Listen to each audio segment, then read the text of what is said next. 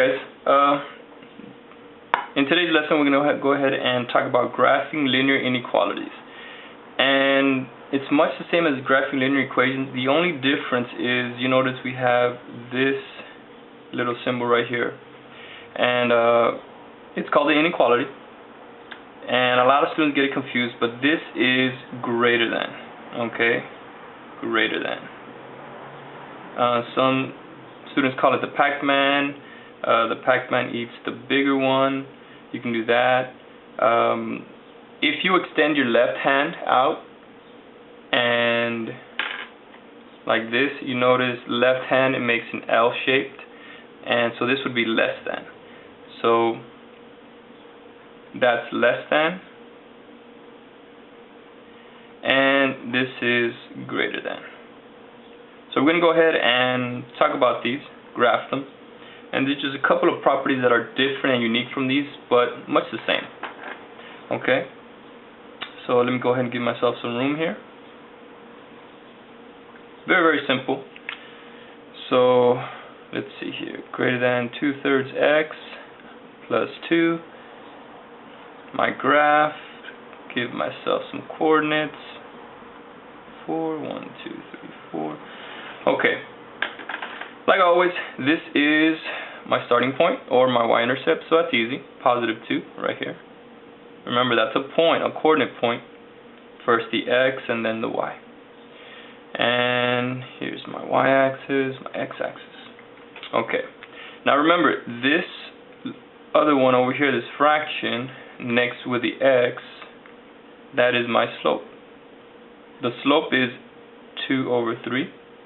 And remember, it's the rise over the run. You rise early in the morning, so you can go running. I know you guys don't like that, but it's good for you. Okay? So, from this point, we're going to go up 2 units. So we're going to go up 2 and 3 to the right. 1, 2, 3. Okay, let me give myself some room here. And remember, we go up because it's positive, and to the right because it's positive 3. Now we're going to go ahead and connect it. Now here's where the differences come. Now this is greater than. And you notice we actually have two. We have greater than, and then we have greater than or equal to. That means this is going to be a broken line. Because if I say 3, or let's say, take that back, x greater than 2. What number is greater than 2? So you're going to say, well, 3, 4, 5, 6, all those numbers. But not 2. Okay, so I'm not going to include the number 2. So that is why this line is broken. So the numbers or the points on this line are not included. So in order to differentiate, we're going to go ahead and just make it a dotted line. Okay?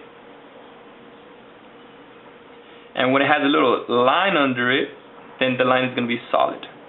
Okay? So this will be a solid line, and this is going to be a broken line. Now, the last thing we got to do is shade it. Now it says greater than. And what I tell my students is, pretend you eliminate this part here and you just have a 2. So what number is greater than 2? Well, what numbers are greater than 2 would be 3, 4, 5. So where are the numbers 3, 4, and 5? 3 is here, 4, 5. So it's up here. So we're going to go ahead and shade the top part. And that's it. So you just graphed a linear inequality. And what this means is any point above this broken line is a solution. Okay? Let's go ahead and do one more. Very simple. 2x.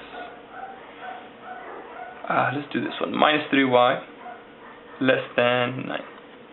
Now remember, this is you can call it standard form. We're gonna go change it into slope-intercept form.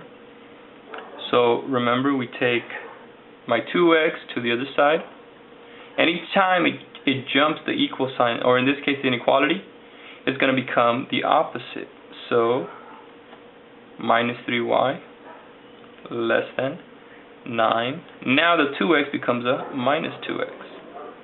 Now the next step is very, very important. Remember, we always want to get rid of this negative, eliminate it. So we're going to divide not by a 3, but by a negative 3. Okay? We're going to divide everything by a negative. Negative 3 divided by negative 3 gives me 1. Now, if you recall in pre-algebra, anytime you divide by a negative, you have to reverse the inequality. So you have to remember that. So 9 divided by negative 3 is negative 3. And over here, negative divided by negative becomes a positive. Okay? So now we have it in slope-intercept form. And I can go ahead and graph it.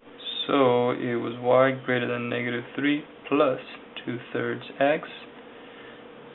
Let's make my x and y axis. Okay, 1, 2, 3, 4. 1, 2, 3, 4. Alright. So we have our y-axis, my x-axis. Alright, my starting point or my y-intercept is negative 3. So this time I'm going to start down here. And this would be 0, negative 3. And my slope, remember, you rise in the morning to go running. So 2/3. And that's pretty easy. So you go up 2 units, 1, 2, and 3 units to the right. 1, 2, right about here. Okay. Now, you know what? Yeah. This is going to be a broken line because we don't have a little line on the bottom, little equal sign. Okay. So now we have a broken line. The last thing we got to do is determine if I'm going to shade the top or the bottom. For that, remember, let's pretend this is a 0. What numbers are greater than negative 3? Okay, negative 3 is here. What numbers are greater than negative 3? Well, all the positives. So 1, 2, 3, 4. Where are all the positives at? Up here. Alright, so boom. This is where I'm going to shade. Alright, guys? So hopefully that helps. Remember, keep working smarter, not harder. And we'll see you next time.